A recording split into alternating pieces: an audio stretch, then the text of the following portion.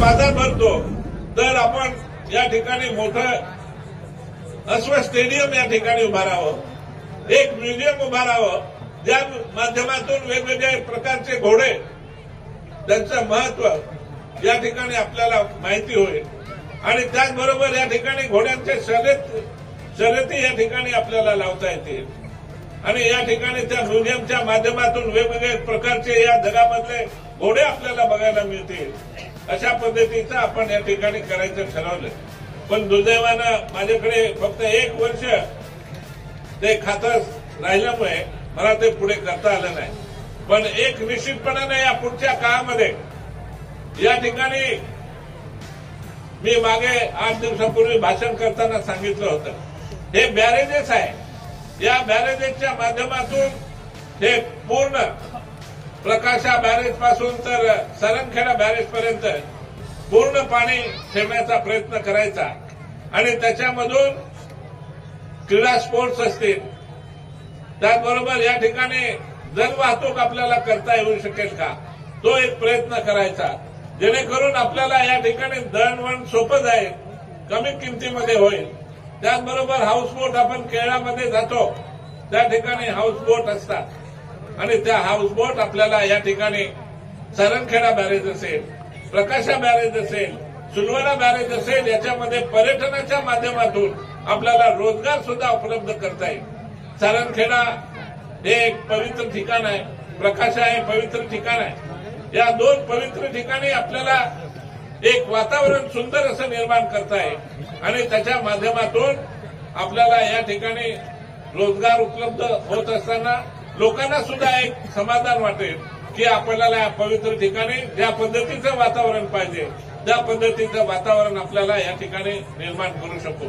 आणि म्हणून मला आपल्याला सर्वांना विनंती करायची आहे, या बऱ्याचशा गोष्टी आपल्याला ठरवल्या आहेत ज्याचा आपल्याला फायदा होईल, आपल्या मुलाबाळांना फायदा होईल. तो फायदा आपल्याला उचलण्यासाठी आणि ती संधी उपलब्ध करण्यासाठी आपल्याला याची गरज आहे. या ठिकाणी बॅरेजेसमध्ये पाणी आहे पण आपण शेतामध्ये घालू शकलो नाही. म्हणून यापुढे आम्ही अशी संकल्पना केली आहे की पुढच्या 5 वर्षामध्ये आपल्या सर्व शेतकऱ्यांच्या शेतामध्ये आपल्याला पाणी घालायचं आहे. सर्वात शेतकऱ्यांच्या पाणी आपण त्याच्यात घालू, नवीन तंत्रज्ञानानं शेती करू. आज जितकं उत्पन्न आहे त्या उत्पन्नाच्या 2 ते 3 पटीनं उत्पन्न कसे निघेल या दृष्टीने आपण विकसित करू, जेणेकरून आपल्याला पायावर उभं करता येईल. त्याचबरोबर वातावरण सातत्यानं बदलतंय, हवामानामधील बदल, यामुळे आम्ही ठरवलंय की आपल्याला जोडधंदा सुद्धा द्यायचा आहे. त्या माध्यमातून म्हशी पालन असेल, गाई पालन असेल, त्याचबरोबर शेळी पालन असेल, हे व्यवसाय आपल्याला या ठिकाणी उपलब्ध करून द्यायचे आणि त्याच्यामधून त्याचा फायदा निश्चितपणानं होईल. आणि म्हणून मला तुम्हाला सांगायचं, या सर्व गोष्टी आपल्याला पुढच्या काळामध्ये करायच्या आहे. आणि हे करत असताना एक गोष्ट निश्चितपणानं आपल्याला आठवण करून दिली पाहिजे. राजकारण या ठिकाणी राजकारणाचा भाग म्हणून मी आपल्याला सांगू इच्छितो. या ठिकाणी आजकाल सर्व एकत्र आले, म्हणतात गावीत राजकारण कमी वेळामध्ये मला जी संधी मिळाली त्याचा पुरेपूर फायदा घेऊन मी न्याय देण्याचा प्रयत्न केला. सातत्यानं माणूस हा केंद्रबिंदू मानून जितका विकास झपाट्याने करता येईल ते मी करण्याचा प्रयत्न या ठिकाणी केला. ज्यावेळेला सुरुवातीला या भागामध्ये आलो त्यावेळेला मी बघितलं, रस्ते नाही, वीज नाही, पाणी नाही. लोक खूप दूर दूर जाऊन पाणी आणतायत. नाल्यामधलं पाणी जे पिण्यायोग्य नसलेलं पाणी ते पितायत. आणि म्हणून जेव्हा संधी मिळाली तेव्हा बरेचसे धरणं बांधण्याचं काम केलं आम्ही, सिंचनाचं व्यवस्था करायचं काम आम्ही केलं. आपण इथे बघतायत जे बॅरेजेस आहे, हे बॅरेजेस त्यावेळेला खडसे साहेबांच्या मागे लागून आपले हे बॅरेजेस आम्ही उभं करण्याचं काम केलं. मग त्याच्यात प्रकाशा बॅरेज असेल, सारंगखेडा बॅरेज असेल किंवा सुलवाडा बॅरेज असेल. एका बाजूला हे बॅरेजेस उभे करत असताना दुसऱ्या बाजूला मोठ्या प्रमाणामध्ये धरणं आहे. त्या धरणांना सुद्धा आम्ही निधी दिला आणि अशा पद्धतीने या भागाचं सिंचन कसं वाढेल या दृष्टीने आम्ही प्रयत्न करत होतो. बऱ्याच मोठ्या प्रमाणामध्ये आम्ही रस्त्यांचं सुद्धा एक जाळं विणण्याचं काम या भागामध्ये केलं.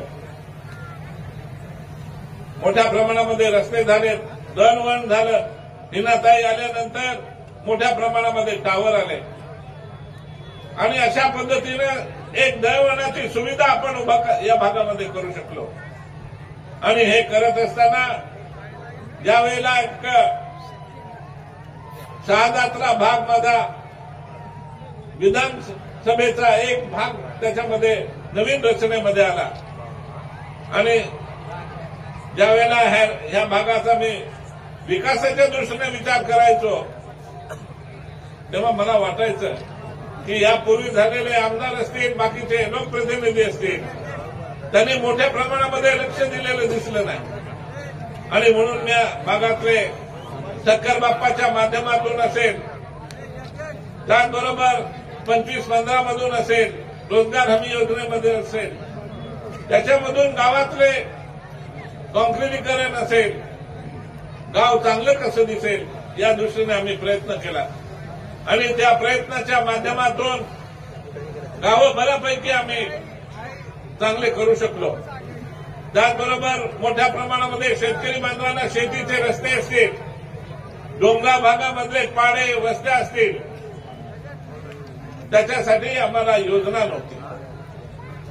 मी मागच्या काळामध्ये आदिवासी खात्याचा मंत्री असताना त्या योजना मी बनवल्या, परंतु मधल्या काळामध्ये त्या योजना बंद करण्यात आल्या.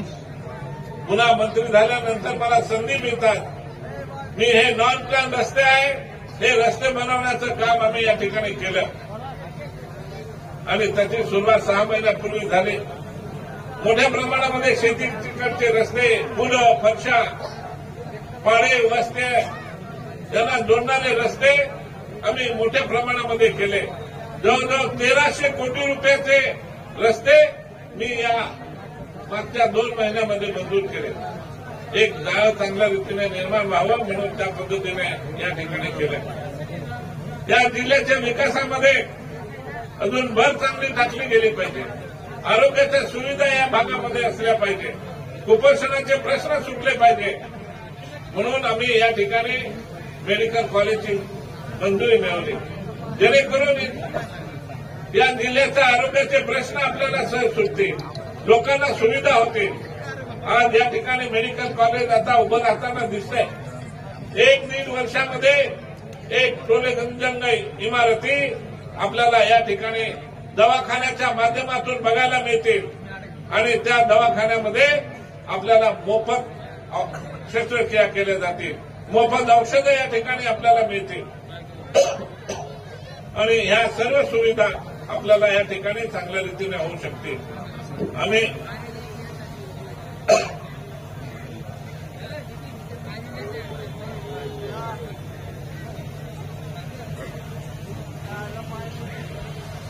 सर्वसाधारणपणे या जिल्ह्यामध्ये सर्वे केल्यानंतर एक गोष्ट निदर्शनास आली की या ठिकाणी कॅन्सरचं प्रमाण मोठं वाढत चाललंय आणि म्हणून आम्ही ठरवलं की या ठिकाणी कॅन्सर इन्स्टिट्यूट, कॅन्सरचा मोठा दवाखाना आपण जिल्ह्याच्या ठिकाणी काढला पाहिजे आणि म्हणून येत्या वर्षामध्ये आपण या ठिकाणी कॅन्सर इन्स्टिट्यूट उभं करतोय. कारण की कॅन्सरचे औषधही महाग आहे, तपासण्याही महागडे आहेत आणि म्हणून आपल्याला ह्या गोरगरीब माणसाला मुफ्त मिळाव्यात म्हणून हे इन्स्टिट्यूशन आपण उभं करतोय आणि अशा पद्धतीने आरोग्याच्या सुविधा आपण या ठिकाणी उभ्या करतो. या ठिकाणी सारंगखेडा एक पर्यटन क्षेत्र म्हणून आपण डेव्हलप करायचं आपण ठरवलं होतं. या ठिकाणी सुरुवातीला काही निधी मी उपलब्ध करून दिला. वास्तविक या ठिकाणी पर्यटनाचा स्कोप चांगला आहे. गुरुदत्तांचं या ठिकाणी मंदिर आहे, दुसऱ्या बाजूला घोड्यांचा बाजार भरतो. आम्ही विचार केला होता सुरुवातीला, परंतु या सर्वांच्या आशीर्वादानं मला जिल्ह्याचा विकास करायला एक चांगली संधी मिळाली आणि त्या संधीसाठी त्यांनी आम्हाला पुरेशी मदत केली आणि अशा पद्धतीनं हे जिल्हा निर्माण केला. आणि हा जिल्हा निर्माण केला त्यावेळेला 10,000 लोकांना आम्ही नोकऱ्या देऊ शकलो. त्याच्यानंतर सामान्य प्रशासन खात्याचे मंत्री म्हणून काम करायला मला संधी मिळाली. त्या संधीच्या माध्यमातून जवळजवळ 65,000 ओबीसीच्या समाजाला मी नोकऱ्या देऊ शकलो. त्याचबरोबर एससीच्या जवळजवळ 36,000 एससीचे बांधवांना मी नोकऱ्या देऊ शकलो. त्याच्यानंतर आदिवासी बांधव जवळजवळ 22,500 आदिवासींना नोकरी मी फक्त 1.5 वर्षामध्ये देऊ शकलो. आणि त्याचबरोबर विमुक्त भटक्या जमातीचे जवळजवळ माता की जय श्रीराम, जय श्रीराम. विधानसभेच्या निवडणुकीच्या प्रचाराच्या निमित्तानं या ठिकाणी मंचावर उपस्थित आमचे सर्व ज्येष्ठ सहकारी, या मतदारसंघातून आलेले सर्व वडीलधारी माता बंधू भगिनी आणि माझ्या तरुण मित्रांनो, मी राजकारणात आलो त्यावेळेला काही ध्येय घेऊन राजकारणात आलो आणि ते ध्येय कसं पार पाडता येईल यासाठी मी सातत्यानं प्रयत्न करत होतो. मला जी प्रेरणा मिळाली राजकारणात यायची ती धडगाव आणि अक्कलकोया तालुक्यातील त्या माणसाने मला ही प्रेरणा दिली आणि ती प्रेरणा घेऊन राजकारणात आल्यामुळे मला सातत्यानं माणूस हा केंद्रबिंदू मानून त्या माणसाला कसं उभं करता येईल, त्या माणसाचं जीवन कसं सुखरूप करता येईल याच दिशेने मी कामं करायला सुरुवात केली. आणि हे करत असताना मला एक गोष्टीची जाणीव झाली की आपण जोपर्यंत नंदुरबार जिल्हा वेगळा करत नाही तोपर्यंत आपलं हे ध्येय पूर्ण होत नाही. आणि म्हणून मला ज्यावेळेला संधी मिळाली आदरणीय मनोहर जोशींच्या मंत्रिमंडळामध्ये आदरणीय प्रमोद महाजनच्या आशीर्वादानं आणि लखनजींच्या आशीर्वादानं मी मंत्रिमंडळात आलो. त्या मंत्रिमंडळाचा पुरेपूर फायदा घेऊन मी नंदुरबार जिल्ह्याची निर्मिती केली आणि नंदुरबार जिल्ह्याची ही निर्मिती करून याचा विकास कसा झपाट्याने होईल हा सारखा विचार करत असताना त्यावेळेचे मुख्यमंत्री आदरणीय मनोहर जोशी साहेब आणि मुंडे साहेब यांनी मला इथले कार्यालय इतक्या वेगानं उभं करण्यासाठी मला मदत केली. 1 वर्षामध्ये मी 90% कार्यालय जिल्ह्याची 90% कार्यालय मी उभं करू शकलो आणि हा एक इतिहास आहे. पूर्ण देशामध्ये मी वेगवेगळे जिल्हे निर्माण झालेले बघितले, परंतु 8, 10 वर्ष काही ठिकाणी कलेक्टर आले नाही, काही ठिकाणी फक्त एसपी होते, काही ठिकाणी फक्त सीओ होते. अशी अवस्था मी बघितली. मला ही भीती वाटायची आणि इलेक्शन मध्ये देऊन टाकायचं. इलेक्शन संपलं, अरे सरकारने रद्द करून टाकलं म्हणायचं सरकार.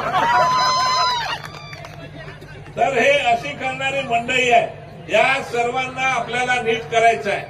काही लोकांना तर दादागिरी करतात, गुंड पाठवतात. आमचं नाव घेतलं तर तुम्हाला बघून घेऊ म्हणतात. असं या जिल्ह्यामध्ये मी राजकारणात आलो त्यावेळेला लोक म्हणायचे साहेब हे गुंड आहे, तुम्हाला मारून टाकतील. मला ते म्हणायचे तुमच्या तंगड्या तोडून टाकतील. मी म्हटलं मला बघितलं नाही मी कसा दिसतो ते. आणि हे तंगड्या तोडणारे विसरून गेले तंगड्या.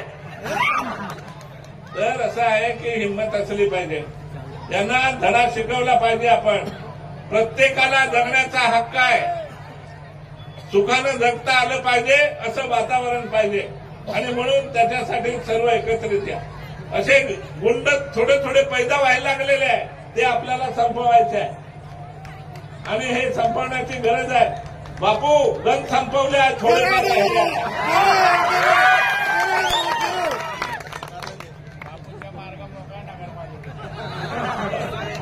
आणि म्हणून आपल्याला हे बघा, आपल्याला आपला जिल्हा सुखी संपन्न गुण्या गोविंदानं राहिला पाहिजे. प्रत्येकाला आनंदानं सुखानं जगता आलं पाहिजे, वावरता आलं पाहिजे. या सर्व गोष्टी आपल्याला या ठिकाणी निर्माण करायच्या आहे. आपल्याला आर्थिक दृष्ट्या पण उभं करायचं आहे आणि म्हणून या सर्व गोष्टी करण्यासाठी आपल्याला चांगलं सरकार आणायचं आहे.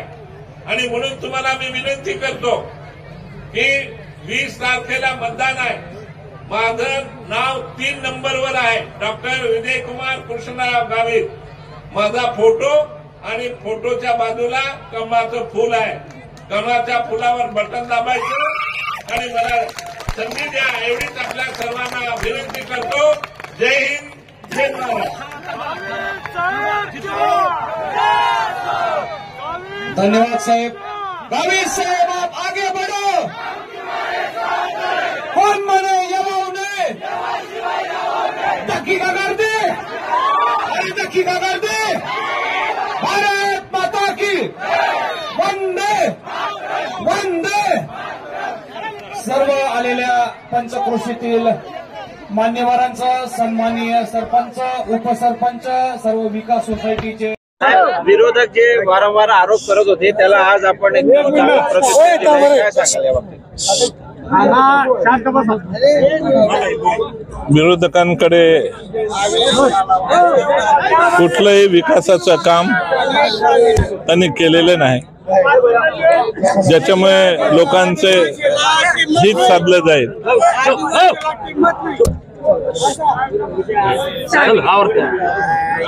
एवढ्या मोठ्या प्रमाणावर प्रचंड गर्दी आपल्या चाहत्यांनी या ठिकाणी केलेली आहे, काय सांगाल? मी सुरुवातीला हे सांगत होतो की विकासाचं कुठलंही काम विरोधकांनी केलं नाही. फक्त वेगवेगळे खोटे आरोप करायचे आणि एंटरटेनमेंट करायचे लोकांची, याच्याशिवाय त्यांच्याजवळ काही नाही. आम्ही विकास जो केला आहे त्या विकासाच्या कामावर आम्ही या ठिकाणी मतं मागतोय आणि त्यामुळे लोकांचा एक विश्वास आहे की आम्ही जिल्ह्यामध्ये जो विकास केला आतापर्यंत आणि राहिलेला विकास सुद्धा हीच मंडळी करू शकते, हे एक आत्मविश्वास जनतेमध्ये आहे. आणि म्हणून जनता या ठिकाणी येते, वेगवेगळ्या माध्यमातून अजून काय गरज आहे त्यांना ते प्रगट करत असतात आणि त्या अनुषंगाने ते काम निश्चितपणाने आम्ही करू शकू याचा एक आत्मविश्वास आणि ज्या काही आमच्या संकल्पना आहेत त्या संकल्पना लोकांसमोर आम्ही घेऊन जाऊन लोकांमध्ये त्या संकलनाबद्दलची माहिती सविस्तरपणाने देऊन ते करण्याच्या बाबतीमध्ये आम्ही त्यांना आश्वासित करत असतो.